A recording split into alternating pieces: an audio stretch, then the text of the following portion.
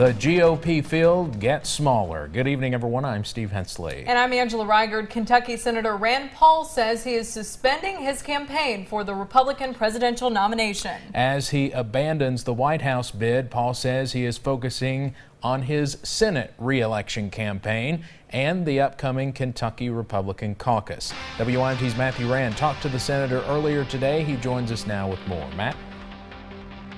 Steve and Angela, after finishing fifth in the Iowa caucuses, Senator Paul says he still believes in his campaign, but he says he doesn't believe it's one that can win the White House.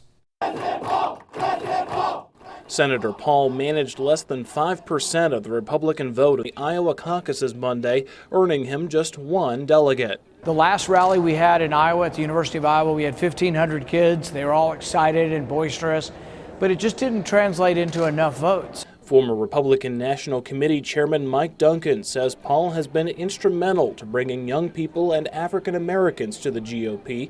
He says this year's Republican field is like nothing he's ever seen before. Marco Rubio was the surprise of the night, the strong showing that he made in the caucuses. That puts him in a position to take advantage of that, perhaps. Paul defended his push for a Kentucky Republican caucus, saying with a late primary, Kentuckians never had a say in the nominating process. The whole nation will watch Kentucky on March 5th. I think we're the only primary, the only caucus that day.